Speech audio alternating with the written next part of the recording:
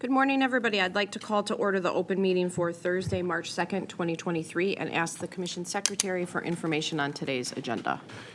Each commissioner has independently reviewed the minutes of the open meeting of Tuesday, February 28th, 2023, and each has informed me there's no need to discuss the minutes. I move that we approve the minutes from the open meeting of Tuesday, February 28th, 2023. Second, all in favor? Aye. Each commissioner has independently reviewed the agenda, and each has informed me there's no need to discuss the notices associated with agenda items 2 through 4, the suggested minute associated with agenda item 5, approving the agreement between Wisconsin Power and Light Company, Alliant Energy Corporation, and Interstate Power and Light Company as an affiliated interest agreement under WIS Stat 196.52 with all conditions identified by Commission staff in the memorandum, or the suggested minute associated with agenda item 6, approving the application for a certificate of authority with all conditions identified by Commission staff in its memorandum. I move that we approve the notices of investigation associated with agenda items 2 and 3. Second, all in favor? Aye. Aye. I move that we approve the notice of proceeding associated with agenda item 4. Second, all in favor? Aye. Aye. In docket 6680 AU 122, I move that we approve, as filed and with all of the conditions identified in the staff memorandum, the request of Wisconsin Power and Light Company for approval of an affiliated interest agreement so that it may enter into a combined $1 billion credit facility with Alliant Energy Corporation and Interstate Power and Light Company. Second, all in favor? Aye. Aye. In docket 6680 SB 143, I move that we approve with all of the conditions identified in the staff memorandum the application of Wisconsin Power and Light Company for a certificate of authority to enter into a combined $1 billion credit facility with Alliant Energy Corporation and Interstate Power and Light Company. Second, all in favor? Aye. Aye. Okay, that brings us to agenda item 7, which is docket 9810-CE-100. This is the application of Portage Solar LLC to construct a 250 megawatt alternating current solar electric generation facility in addition to a 137.5 megawatt AC coupled battery energy storage system. This project will be located in Portage County, and I understand from the Commission Secretary that there's no need to discuss the uncontested alternatives. Because this is a merchant plant, some of the requirements under the CPCN statute do not apply as they would to an investor-owned utility. And so I don't know, Commissioner Huebner, if you had any opening remarks, but I was prepared to just go right into the decision matrix. Yeah, just quickly, I thought the record was good. I appreciated the public comments. We had about 30 public comments. And overall, it seemed like, from a siting perspective, there really was not major concerns from local governments or local citizens, and that's always good to see when we take these dockets up. So with that, I'm ready. Agreed. Okay. All right. So the first item for us to decide is issue 5, and that is the design and location of the proposed project in the public interest considering the siting criteria of Wisconsin Statute 196.491 3D3, or should we modify the proposed siting area? So for this one, there was a little bit of talk about the alternate array A6 and whether or not that should be available to the applicant. The applicant noted that they could use it only as a last resort because of some of the concerns that were brought up. And specifically as it relates to that alternative array area A6, there were concerns about threatened and endangered species using that area as breeding display grounds. So, I know that the applicant said that they would only use it as a last resort. I think if that's the case, then I'm comfortable just removing that A6 and then leaving the rest intact. Mm-hmm. I'm in the same spot. I mean, to me, this is why we asked the applicants to bring us, the full size of the project plus 25% extra land, is that things like this can come up throughout the process. And it seemed to me just overall, given the fact that, the primary raise and the other alternate arrays, there were no issues, that just removing A6 was the best in the public interest. We did have a comment from the Dane County Conservation League that works specifically on the Greater Prairie Chicken, and, they certainly expressed their concerns about neighboring lands. So I think it's, I think that's right. So I'm at Alt 2, and I would remove A6. Yep. And just, Chair, really quick, I know item 3 is listed as uncontested in the top, but then there are 2 alternatives, so I didn't know. We can do it just for the minutes, but yeah. I'm at Alt 1. Yep, so- yep, so it's an uncontested alternative. There was no evidence on the record that this project will unreasonably interfere with the orderly land use and development plans. And so, yes, Alt 1 is the uncontested alternative. Yep, okay, thanks. Okay. Then, issue 6 is uncontested, and those are general conditions that have been included in most, if not all, of the solar facilities that we have approved. And so, again, it's listed as uncontested, but there is an alternative 1. And so I'm at Alt 1, that is the uncontested alternative that would incorporate conditions 6A through R into our final order. I'm in the same spot, yep, and I think we finally caught up with a lot of the ones we had been massaging and improving over the years, so it's great to see these are in really good shape, and the applicant was supportive, so Alt 1, thanks. And good Agreed. work to staff over the years getting those caught up. Okay. All right, issue 7A. There's a proposed project-specific condition that staff had put forth, and we've seen this in other cases where we have the best facilities, and that is the applicant shall construct, maintain, and operate the best facilities to follow the best industry safety practices for ensuring battery fire safety. And the applicant had proposed some modification to that language using the good utility practice language. Specifically, their proposed modification to that condition is the applicant shall construct, maintain, and operate the best facilities to follow good utility practice for ensuring battery fire safety. Good utility practice is standard in the industry, and so I did not have a concern with their change. Okay. So I was okay accepting it. No. Yeah, this was an interesting one where it seemed to me like maybe the word that they were most concerned about was the, because we often talk about best practices. Right.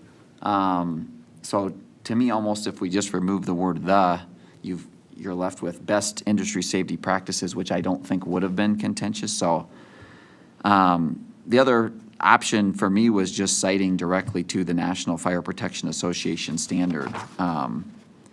The ones we just approved. Yeah. For example, we say comply with the National Electric Code, comply with the National Electric Safety Code. At the end of the day, though, I am okay with the good utility practice. I think it's a little better if we say best practices. So I don't know if you had any response to that. but- GUP is pretty standard, right? It's, everybody in the industry knows what GUP is. And so I'm fine with that, but if you feel really strongly, then we can revert back to the original. I don't want to use the National Fire Protection Association standard, just because if that changes and GUP becomes something else, Yeah. I want that flexibility.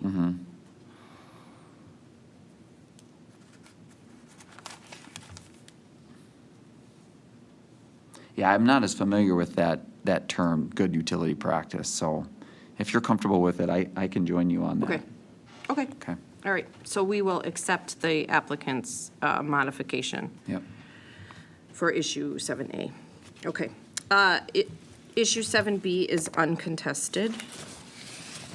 Issue 7C is a project-specific condition and this is, the applicant shall provide the commission with final detailed engineering plans for the project, including the final designs and equipment plans for both the solar and BESS portion of the proposed project. If commission staff identifies safety or reliability issues upon review of these plans, when considering safety and reliability, final location, individual hardships, and environmental factors, then the matter shall be returned to the commission. I don't have a problem with this. The applicant seemed to take issue and to interpret this that it's going to require that the commission reopen the docket. I think that's in here as a safety measure, as sort of a fallback. You know, staff is very good and very practiced at taking a look at the final detailed engineering plans. And so I don't see a reason to change course now. So I'm at Alt 1. Yeah, I'm in the same spot. I think that, you know, the practice that we've had is occasionally, you know, issues do come back to us when they kind of, seems like more has changed than just what was in the application, and I think the staff does a really good job of figuring out where that line is. So I wanted to be at Alt 1 because we've done a lot of these and we have a lot more coming. And so if we change, the more consistent we can be, the better where we can be. This fell into that category for me. Agreed. Okay, 7D, this is the minor siting flexibility language, and this has been sort of tweaked and changed through the course of the cases, and I think we arrive at a good spot. There was a little bit of back and forth between the losses that occur, and the applicant has either, they are asking that we either limit the capacity at the point of interconnection, or that we use 252 megawatts as the maximum nameplate capacity to account for those losses. I like these order points the way they are. I think that they reflect a lot of work and a lot of our discussion over the last cases. So I'm not inclined to make any changes to these two order points. I would include both of them, but I would use the 252 megawatts as the maximum. Yeah. I'm going to join you there. I think, yeah, just as we get this language really ironed out, a new wrinkle shows up. And I appreciate that point from the applicant about maximizing the interconnection. It's just, for us, this is really about the siting. This is about making sure a project doesn't go on more acreage. And this is the type of language we've had for transmission, for other generation sources is, so with that said, it's in the application that the, you know, nameplate is going to be 252. So I felt comfortable with that as well. So I will join you with that. Okay.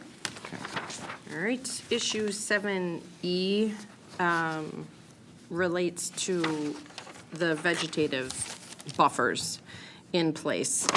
In particular, the DNR's witness in this case proposed a number of conditions that would help avoid impacts to wetlands and waterways during construction, and the applicant came back and identified, you know, if there's a prohibition across the board in terms of not being able to remove vegetative buffers, that could have an impact on construction. So they've proposed language that would state Portage Solar shall leave existing vegetated buffers in place where practicable. And I didn't have a problem with that modified language. And so I was at Alt 2, accepting the applicant's modified language on the vegetative buffers. Yeah, I think that's right. I'm in the same spot. I'll join you. You know, it's good to see all the other ones accepted really without comment. So we thank the DNR for their engagement. I know they've been learning from these projects what's actually been happening and how, you know, we all can continue to improve. So I'm thankful for that and thank everybody for that. I think that this is okay. You know, we're practicable. I know DNR wanted to kind of limit it to after the construction phase. So I think with that in mind, that would be in that where practicable for me, so I can accept that language, yeah. Okay. Okay, issue 7F is regarding notice of construction to properties. This came up in the EA and it came up in Adam Ingwell's direct testimony, but it wasn't proposed as an order point until it was proposed as an order point by Right. the applicant. And the applicant pointed out that their language strikes a balance between providing notice and contact information for nearby landowners to be able to contact somebody during construction, but not requiring notice at every single step of the construction timeline. And so I thought that their proposed language was reasonable, and I was at alternative 1. Yep, I agree. I'm at alt 1, and I think this is, be a good neighbor. You're in this community for the next 30, 35 years. So whatever notice, would be consistent with how you would want to be treated, that's what I would support. So I'm at alt 1. Okay.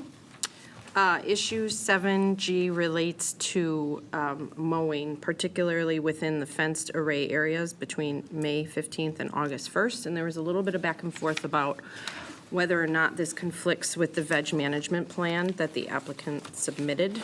And so when I went back and I looked at it, it looks as though they should be following their vegetation management plan, and that this particular condition conflicts with it. So I'm at alt 3. I would not include this condition, and I would just expect that they would follow the vegetation management plan as it was submitted. Okay.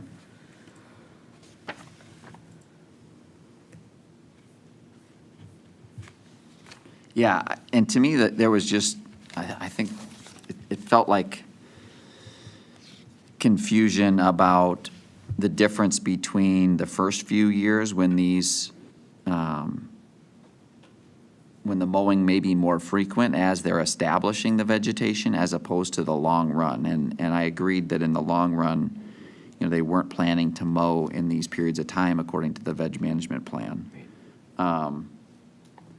So I think the key then is, I guess I might need to look at that. So I might need to take a short break and come back on that one. Yep. Okay.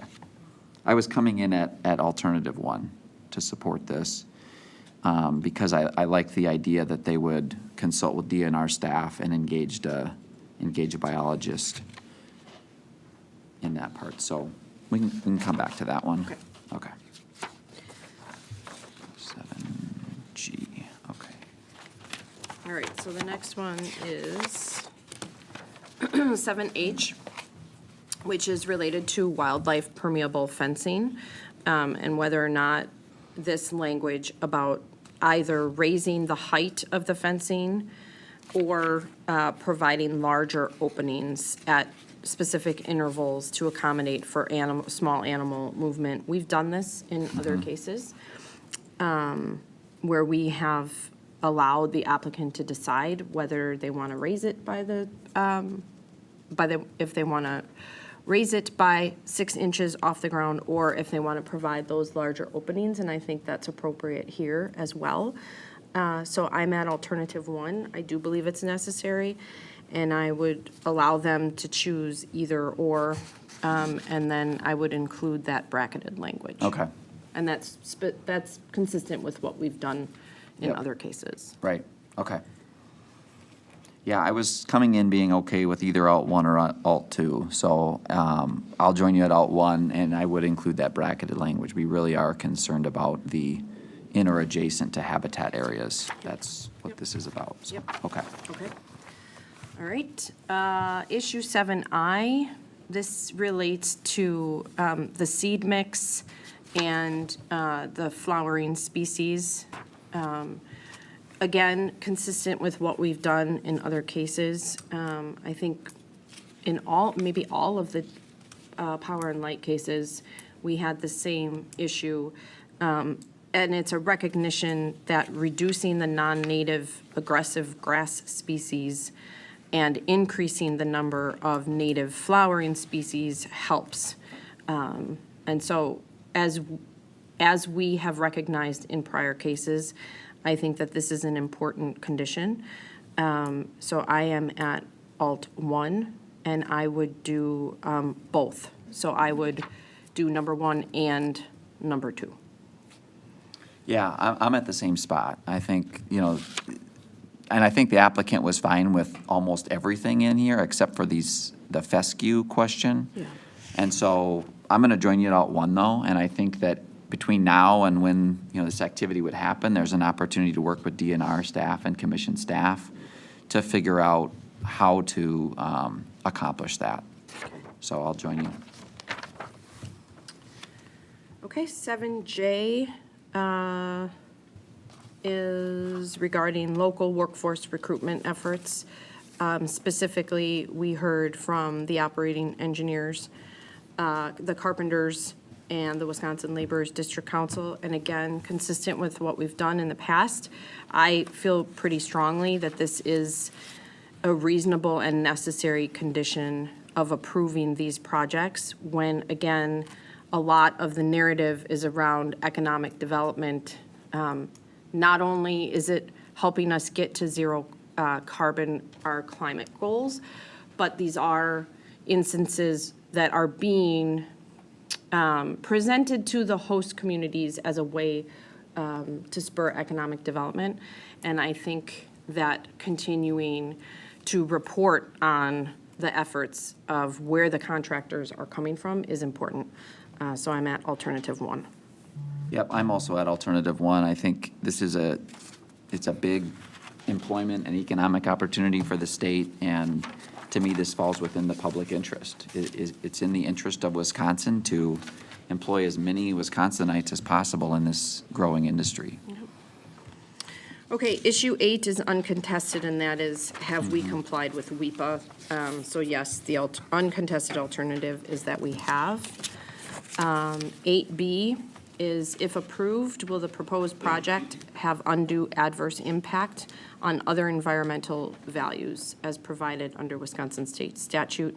I'm at alternative 1, no, it will not have undue adverse impact. Yep, I'm at alternative 1. Okay, and then issue 9 is, should we grant a CPCN for the project? I'm at alt 2, that yes, we should grant the CPCN with the conditions that we have agreed upon and discussed, understanding that we need to come back to 7G. Yep, I'm at the same spot, alt 2, with conditions. So Okay. I could just have maybe 5 minutes? Sure, okay. Take a break for 5 minutes.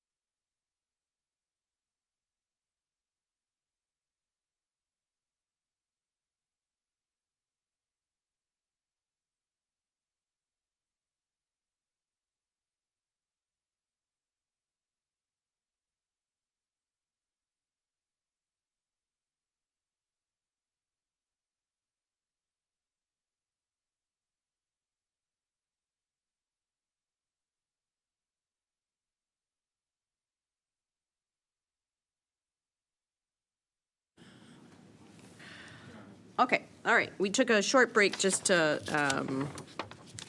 look at issue 7G, which is the mowing schedule and whether or not it conflicts with the veg management plan that was submitted. Yep. Yeah, so looking back at this, I do think the applicant and staff are just kind of talking past each other because the EA talks about the long-term mowing phases. That's years 6 through 30, 35, that mowing shouldn't occur in those phases. So staff is mostly concerned about after this is established, birds could come in. But then the veg management plan says they won't mow until after August in that phase too. So it's really about the first couple years where it's being established that they would need to mow it more often. So with that in mind, I guess they offered to consult with DNR staff and if necessary engage a qualified avian biologist. I guess I was going to take their offer to do that and go that extra step. So I don't know if you're okay with that. Okay, so you're at alt 1. Right. Okay. Yep. All right, I can join you. Okay. All right. That's it. Stephanie, are you good? Yes. Okay. All right, then in docket 9810 CE 100, I move that we grant the request of Portage Solar LLC for a certificate of public convenience and necessity for construction of a solar electric generation facility and battery energy storage facility as described in the application, consistent with our discussion. Second, all in favor? Aye. Aye. Okay, that concludes our official business for today. Our next open meeting is scheduled for Thursday, March 9th, 2023 at 10:30 a.m. Before we adjourn, I would just like to acknowledge that today is Beth Bear's last day with the commission as the division administrator. In the water division, Beth has been invaluable, and I appreciate you joining us and all that you brought to the team, and I wish you all the best. Good luck, Beth. All right. I move that we adjourn the open meeting until Thursday, March 9th, 2023. Second, all in favor? Aye. Aye. All right, we're adjourned.